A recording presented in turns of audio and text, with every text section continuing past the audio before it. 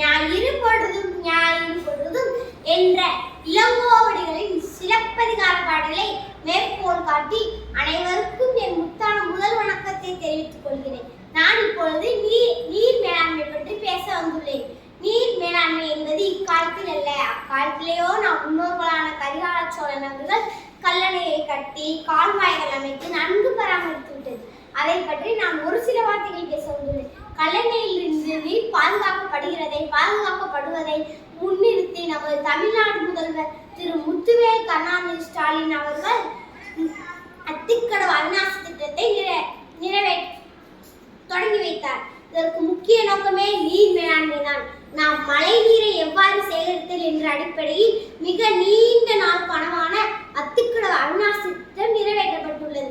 அடுத்தபடியாக நீர் மாசுபடுதல் என்பது நாம் அன்றாட வாழ்க்கையில் வீட்டில் நீரை மாசுபடுத்துகிறோம். தொழிற்சாலைகளில் சாயப்பட்டறையில் உள்ள திருப்பூர் மாவட்டங்களில் நீர் ஆதாரங்கள் அனைத்தும் கெட்டுவிட்டன.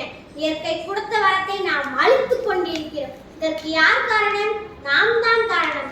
அடுத்தபடியாக நான் மழைநீரை பற்றி பேசவும் ஆசைப்படுகிறேன். மழைநீர் என்றால் என்ன? மழைநீர் என்பது ஒரு பொருளை தயாரிக்க உருவாக்க தேவைப்படும் நீர். இந்த நீரினால் பாதிப்பு உண்டா? கண்டிப்பாக உண்டு. இந்த நீரின் தேவை என்பது அதிகரிக்க அதிகரிக்க எதிர்காலத்தில் நீர் இல்லாமல் போக ஒரு காலம் வரும். எடுத்துக்காட்டாக நாம் தண்ணீர் வாங்கி குடிக்கிறோம். அந்த தண்ணீர் தயாரிக்க 5 லிட்டர் தண்ணீர் தேவைப்படுகிறது. நாம் எழுதும் தாள், ஒரு தாள் தயாரிக்க 4 லிட்டர் தண்ணீர் தேவைப்படுகிறது. நாம் அணியும் காலணி, ஒரு காலணி தயாரிக்க 10 லிட்டர் நீர் தேவைப்படுகிறது.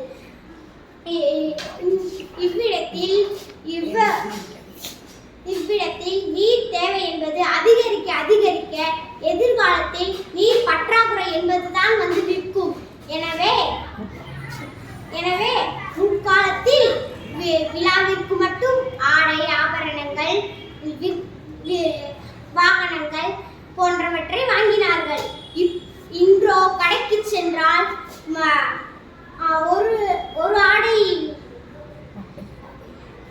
ஒரு ஆடை பத்தாது, 10 ஆடைகள் வேண்டும்.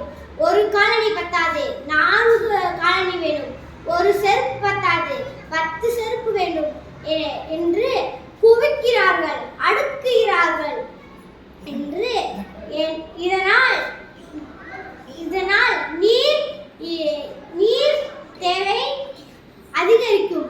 மழைநீர் தேவை அதிகரித்துக் கொண்டே போகும். இதை தவிர்க்க வேண்டும் என்றால் நாம் தேவைகளை குறைத்துக் கொண்டே வர வேண்டும். அவையோரே சான்றோரே, என்னுடன் பயிலும் மாணவ மாணவிகளே, தயவு செய்து மழைநீரை பற்றி தெரிந்து கொள்ளுங்கள். மழைநீரின் பயன்களையும் மழைநீருக்கும் சுற்றுச்சூழலுக்கும் என்ன பாதுகாப்பு என்பதையும் தெரிந்து கொள்ளுங்கள்.